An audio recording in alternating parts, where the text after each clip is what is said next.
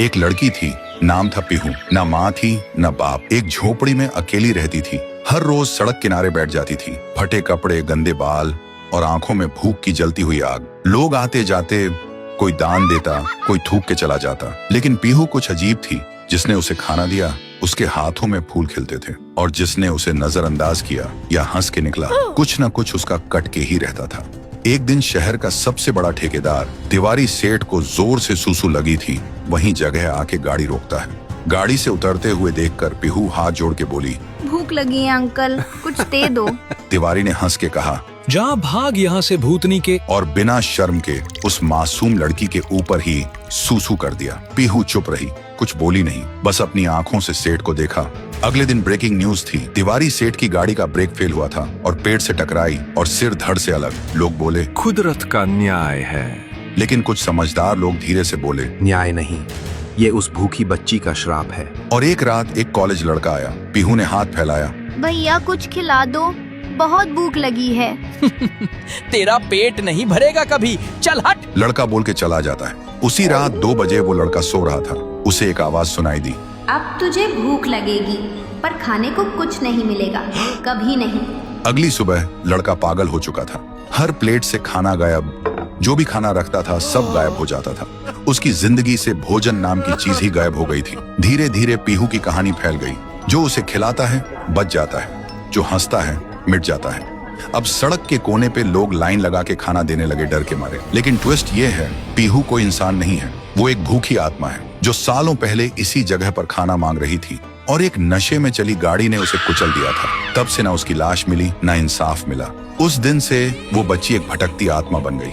तभी उसकी नजर पड़ती है शांतिपुर में, सुंदर शांत, जहाँ लोग हंसी खुशी जीते थे, बच्चे गाना गाते हुए स्कूल जाते और रात में लोग छत पे तारे गिन के सो जाते। लेकिन उन्हें क्या पता था, उस सुकून पे अब अंधेरा छाने वाला था, क्योंकि उस गांव में लौट आई थी पीहू। गांव के बाहर एक स्कूल था और उसी स्कूल के सामने पीहू रोज बैठ जाती थी खाना मांगने के लिए। लोग आते जाते देखकर सोचते थे कोई बेघर बच्ची होगी। एक रात स्कूल का एक गार्ड रात में चौकीदारी करते हुए वहां से गुजर रहा था। पीहू उसे देखती है और बोलती है, मुझे भूख लगी है, कुछ खिला दो। गार्ड कुछ नहीं बोलता, सिर्फ घूरता है और अंदर जाकर सीसीटीवी चेक करने लगता है। तभी स्क्रीन से एक लाल हाथ निकलता है और अगले ही सेकंड में वो आदमी गायब। अगले दिन सुबह गांव में हंगामा मच गया। गांव के बीचों बीच एक पेड़ से गार्ड की लाश लटक रही होती है, मुंह छीला हुआ, आंखें बाहर, और सीने पे एक कागज चिपका होता है, भूख से मत खेलो।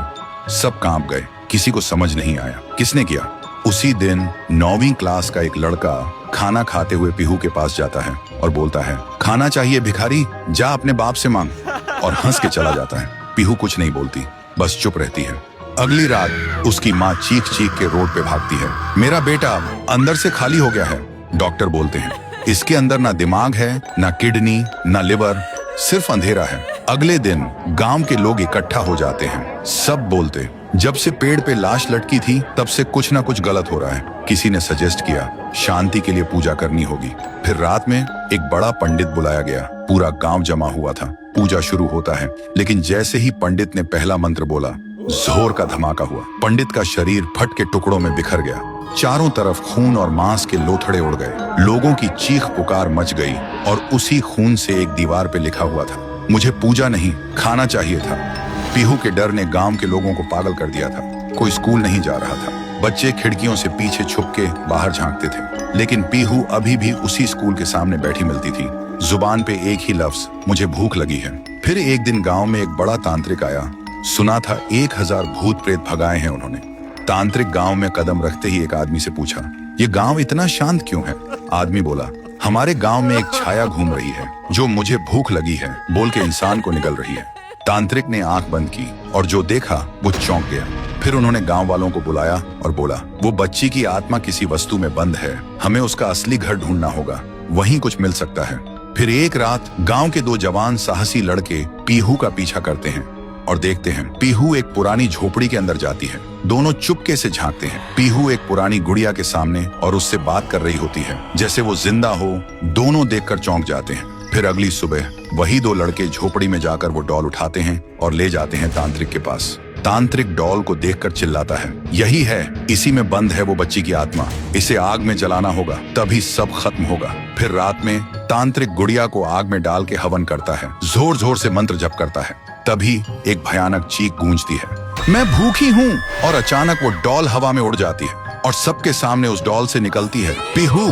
और जिन लोगों ने उस डॉल को छुआ था उनके शरीर एक एक करके पंडित जैसे फट जाते हैं। ये सब देखकर तांत्रिक भागने लगता है, लेकिन अचानक रास्ते बंद हो जाते हैं। वो पलट के देखता है, उसके सामने खड़ी होती है पीहू और वो बोलती है, तू मुझे जलाना चाहता था, अब तू जल। एक ही सेकंड में तांत्रिक के शरीर में आग लग जाती है और वो जलकर राख हो जाता है। उस रात के बाद गांव वालों को सब समझ आ गया था, पीहू ने सिर्फ उन्हीं को मारा जिन्होंने उसे दर्द दिया था, भूखा छोड़ा था, बाकी सब लोग ठीक थे। अगली सुबह गांव के सब लोग पीहू के सामने खाना लेकर आए और रो पड़े, बोले, हमें माफ कर दो, हमने तुम्हें भूतनी समझा, लेकिन तुम तो देवी हो जो सिर्फ भूखी थी। पीहू ने एक मुस्कान के साथ थाली में से एक निवाला उठाया और जैसे ही उसने वो खाया, उसका रूप हल्की रोशनी में बदलने लगा, फिर वो हवा में मिल गई।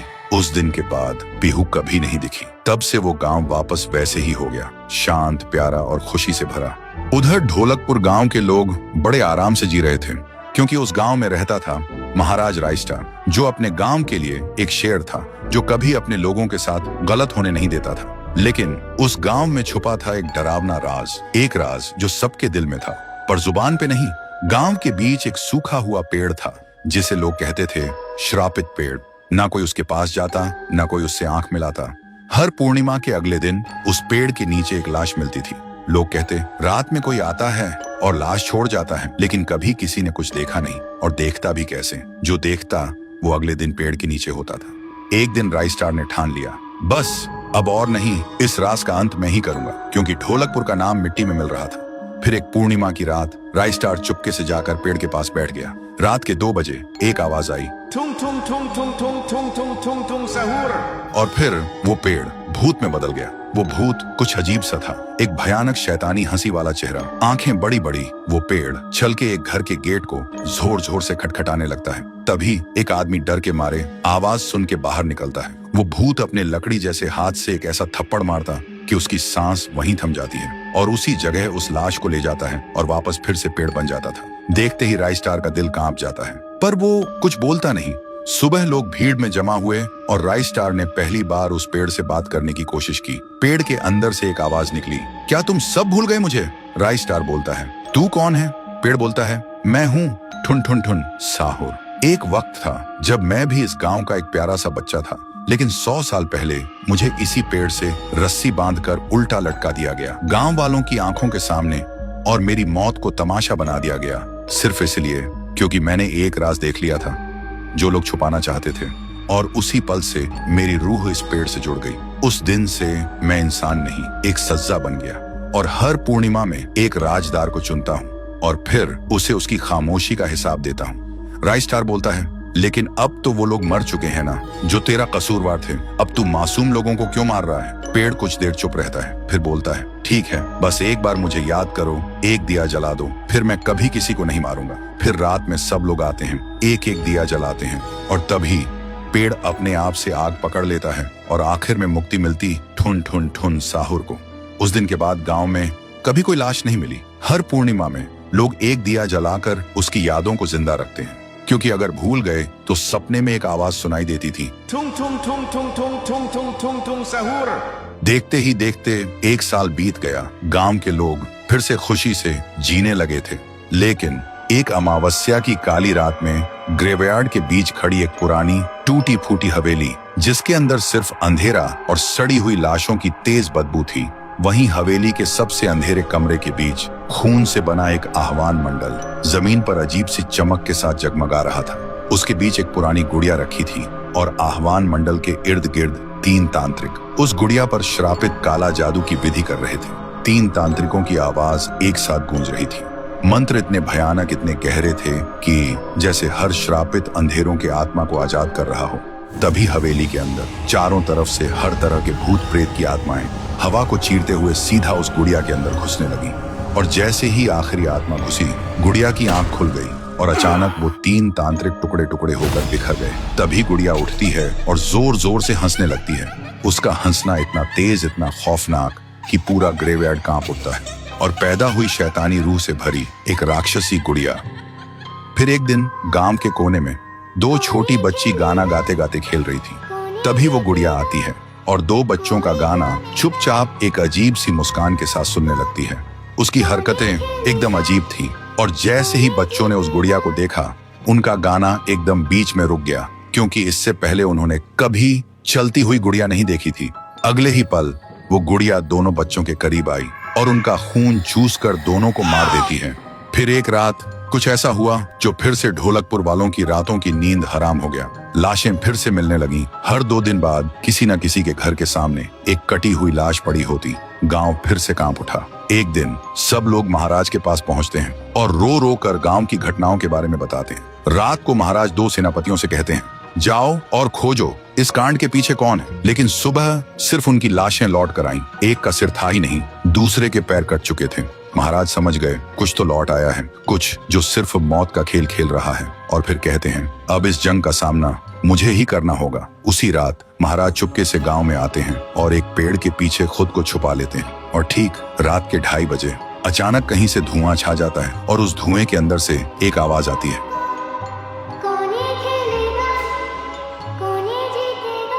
और फिर धुएं के बीच से निकलती है एक गुड़िया, गोल आंखें, एक बेजान सी मुस्कान, लेकिन चेहरा मौत का पैगाम। वो गुड़िया एक घर के गेट तक जाती है और बच्चों जैसा एक गाना गाने लगती है। उसके गाने की आवाज सुनकर एक आदमी बाहर आता है और अगले ही पल वो गुड़िया उसका सिर चबा जाती है। वो आदमी तड़प तड़प के वहीं जमीन पर गिर जाता है। महाराज सब कुछ देखते हैं, उनकी आंखें भर जाती हैं। उन्हें समझ आ जाता है इसके सामने जाना मतलब खुद का अंत लिखना है। अगली सुबह गांव के लोग इकट्ठा होते हैं। महाराज कहते हैं, ये पिछले भूत से भी ज्यादा डरावनी है। इसे सिर्फ वही हरा सकता है जो मौत को पहले ही हरा चुका है। और फिर एक पूर्णिमा की रात सब लोग दिया जलाकर पुकारते हैं, आप वापस आइए, आपके बिना ये गांव जिंदा तो है पर जीने जैसा नहीं। तभी एक आवाज गूंजती है, Tung tung tung tung tung tung tung tung tung sahur. और उसी देह की आग से एक जलता हुआ पेड़ बनने लगता है और उसी पेड़ में से ठुन ठुन ठुन साहुर निकलता है। तभी फिर से वही धुआं छा जाता है और उसके साथ ही एक आवाज।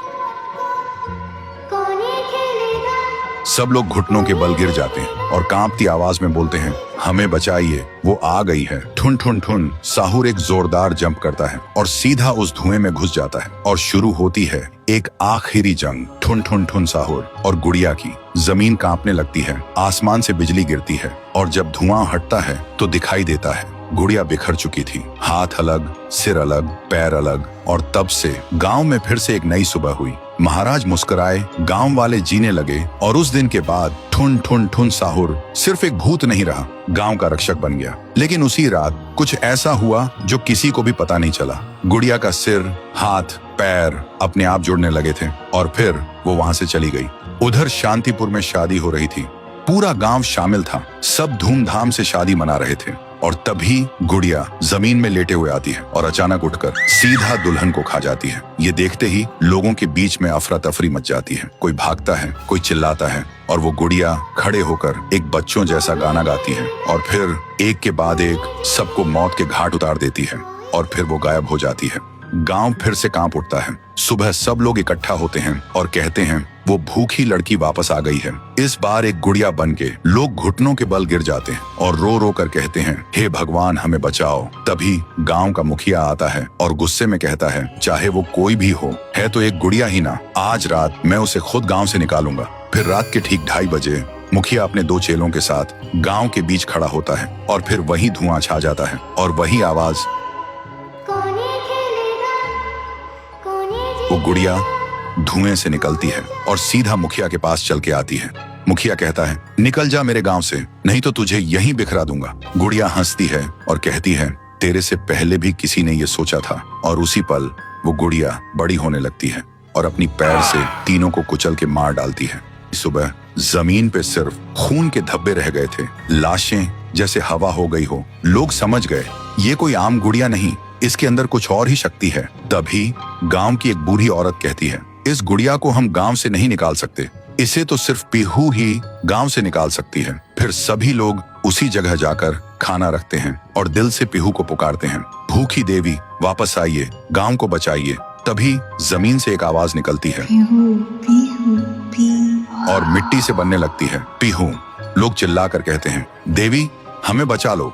फिर रात होती है। वो गुड़िया गाना गाते हुए आती है, लेकिन अचानक पीहू उसके सामने आ जाती है। गुड़िया रुक जाती है। पीहू उसे पकड़ने जा रही होती है, लेकिन गुड़िया हवा में उड़ जाती है। पीहू भी उसके पीछे उड़ जाती है और अपनी आंखों से आग छोड़ के गुड़िया को जलाने की कोशिश करती है, लेकिन गुड़िया एक धुएं में छुप जाती है और फिर अचानक पीहू के पीछे आके उसे एक जोर का वार करती है। पीहू आसमान से जमीन पे आ गिर जाती है और फिर वो गुड़िया पीहू की शक्ति छीनने लगती है। पीहू की ताकत धीरे धीरे गुड़िया के पास जा रही होती है। कुछ देर बाद पीहू जमीन पे गिर जाती है। जब वो उठती है तो देखती है उसका शरीर धुंधला हो गया है और जब वो अपने आप को छू रही थी तो हाथ उसके शरीर के आर पार जा रहा था। वो वहीं गिर के रोने लगती है और जोर से चिल्लाती है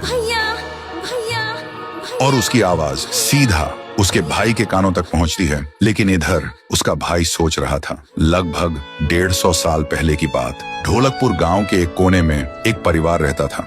उस परिवार में था पीहू, उसका बड़े भाई साहुर और उनके मम्मी पापा। एक सुबह पीहू और साहुर घर के बाहर खेल रहे थे और अंदर उनकी मम्मी किचन में खाना बना रही थी। वो थोड़ी जल्दी में थी और तभी अचानक उनके कपड़ों में आग लग जाती है। वो चीख चीख के चिल्लाने लगती हैं। पीहू और साहुर मम्मी की चीख सुनकर भागकर अंदर आते हैं और जैसे ही मम्मी को जलते हुए देखते हैं वो चिल्लाते हैं, पापा जल्दी आओ पापा। पापा भागकर आते हैं, लेकिन मम्मी को बचाने के लिए जैसे ही हाथ बढ़ाते हैं उनके कपड़ों में भी आग पकड़ लेती है और कुछ ही सेकंड्स में दोनों जलकर राख हो गए। पीहू और साहुर सिर्फ देखते रह गए, जैसे पूरी दुनिया ही खत्म हो गई हो। अब पीहू घर में अकेली रहने लगी और साहुर हर दिन खेतों में काम करता, सिर्फ इसलिए ताकि उसकी बहन भूख से ना रहे। एक पूर्णिमा की रात थी। साहुर खेतों से काम करके घर लौट रहा था। तभी उसकी नजर जाती है एक घर की खिड़की पर। वो देखता है एक आदमी किसी का खून कर रहा था। ये देखते ही साहुर के पैर कांपने लगे और जैसे ही वो पीछे मुड़ता है एक और आदमी हाथ में खंजर लेकर खड़ा था। वो आदमी बिना कुछ कहे साहुर पर वार कर देता है। फिर गांव के लोगों को इकट्ठा करते हैं और वही आदमी चिल्लाता है, ये लड़का मेरे घर में घुसकर चोरी कर रहा था और जब मैंने रोका तो मुझे ही मारने की कोशिश की। अब आप लोग ही बताओ इसके साथ क्या किया जाए। गांव वाले गुस्से से भड़क उठते हैं और चिल्ला के कहते हैं, इसे उस पेड़ पे जिंदा उल्टा लटका दो। साहुर गिड़गिड़ाता है, मैं बेकसूर हूँ, मैंने कुछ नहीं किया।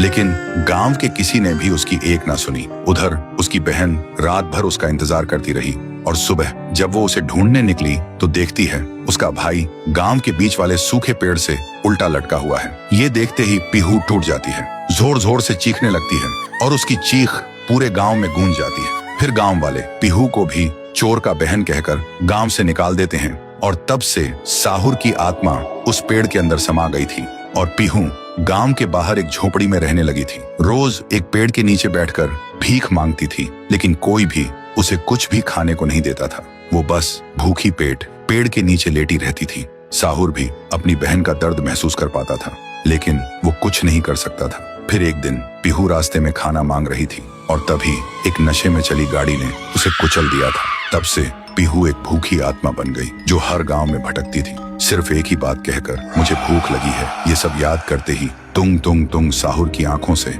आंसू टपकने लगते हैं और तभी उसे अपनी बहन की आवाज सुनाई देती है और बिना कुछ सोचे तुंग तुंग तुंग साहुरा उस सूखे पेड़ के अंदर से निकलता है और अंधेरे में सीधा उस आवाज की तरफ चल पड़ता है। उधर शांतिपुर गांव में रात के अंधेरे में लोगों में अफरा तफरी मच गया था। गुड़िया अब एक विशाल रूप ले चुकी थी, पूरे गांव में तांडव मचा रही थी, लोगों को पैर से कुचल रही थी। हर तरफ सिर्फ लोगों की चीख गूंज रही थी।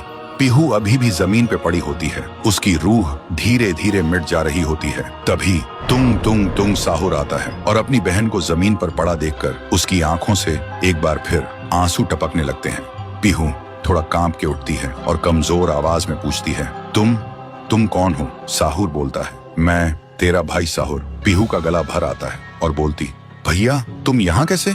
साहुर कहता है, मेरी बहन ने पुकारा, मैं कैसे ना आता। फिर साहुर अपनी जादुई छड़ी घुमाता है और आसमान से एक तेज रोशनी पीहू पर आ गिरती है। उसी पल पीहू की सारी शक्ति फिर से लौट आती है। तभी गुड़िया तेजी से वही गाना गाने लगती है। उसकी आवाज से पूरा गांव कांप उठता है। साहुर बोलते हैं, इसे तो एक बार मैं खत्म कर चुका था, फिर ये यहाँ कैसे? फिर साहुर गांव के लोगों को एक खाली मैदान में इकट्ठा करता है और एक कवच के अंदर सबको सुरक्षित कर देता है। और एक बार फिर से आसमान चमकने लगता है। साहुर गुड़िया को मौत के घाट उतारने लगता है। एक ही पल में गुड़िया टुकड़ों में बिखर जाती है, लेकिन उसी वक्त उसके टुकड़े खुद ब खुद जुड़ने लगते हैं और गुड़िया हंसने लगती है। पीहू बोलती है, भैया इसे हम ऐसे नहीं खत्म कर सकते, इसे आग से जला के खत्म करना होगा।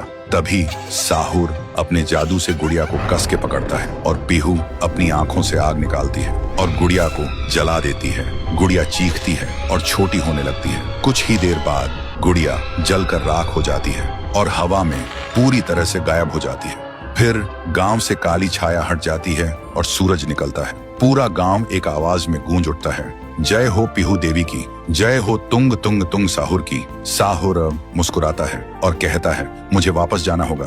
पीहू भी आंखों में आंसू लेकर गांव वालों को अलविदा कहती है और एक रोशनी के साथ दोनों हवा में गायब हो जाते हैं। अब गांव वालों की आंखों में सिर्फ एक ही चीज थी, पीहू और साहुर की याद और खुशी के आंसू।